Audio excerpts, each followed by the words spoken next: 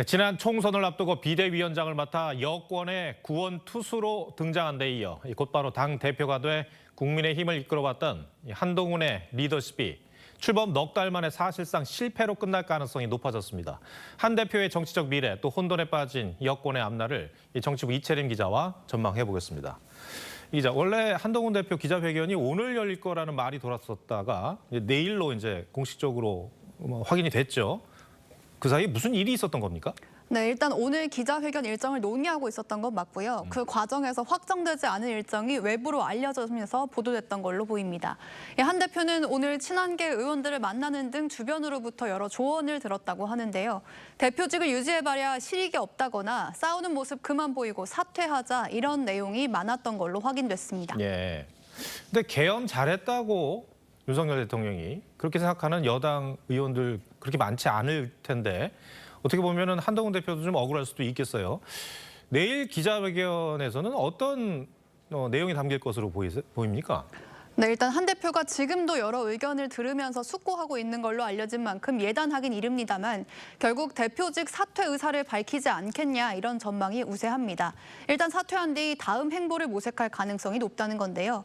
이 계엄 해제 동참과 탄핵안 가결 등 중도층 요구에 가까운 선택을 했던 만큼 향후 재기를 모색할 기회가 올 거라는 게 친한계 인사들의 진단입니다. 다만 이번 사태를 겪으면서 커진 이 핵심 지지층의 반감을 극복할 수 있을지는 미지수입니다.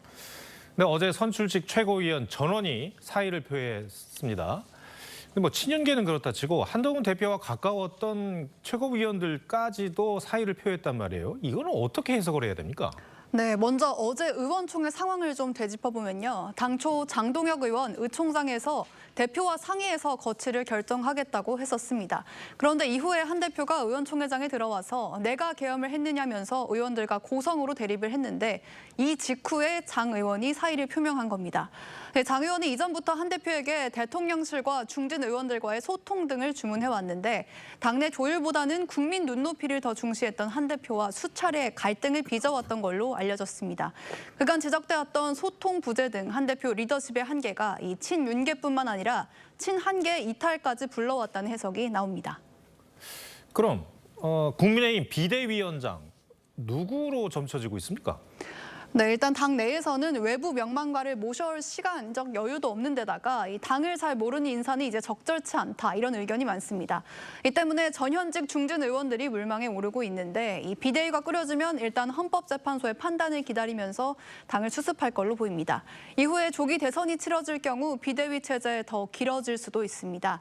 당원 당규상 비대위는 최대 1년까지 가능한 걸로 확인됐습니다. 네, 민주당 얘기도 해보겠습니다. 오늘 이재명 대표가 한덕수 권한대행에 대한 탄핵은 추진하지 않겠다 이런 입장을 밝혔습니다. 네. 이거는 어떤 의미로 봐야 됩니까?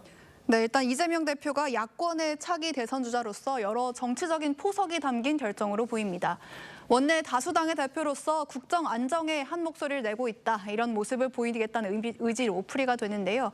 국정 공백 상황에서 한 대행까지 탄핵 소추될 경우 역풍을 맞을 수 있을 거란 우려도 작용한 걸로 보입니다. 일각에서는 대통령 탄핵 심리와 무감치 않을 거란 해석도 나오는데요. 현재 6인 체제인 헌법재판소의 탄핵 심리 속도를 높이려면 최대한 빨리 나머지 3명에 대한 헌법재판관 임명을 끝내야 하는데 임명 권한을 갖고 있는 게 바로 한 권한대행이죠. 추가 탄핵으로 시간을 끌기보다는 최대한 빨리 헌법재판관 임명 절차를 끝내도록 하는 게 이 재판 시간이라는 변수를 갖고 있는 민주당에게 더 유리할 거란 겁니다. 헌재 요청에도 임명을 계속 미뤄왔는데 상황이 바뀌었네요. 네. 알겠습니다. 이채린 기자, 잘 들었습니다.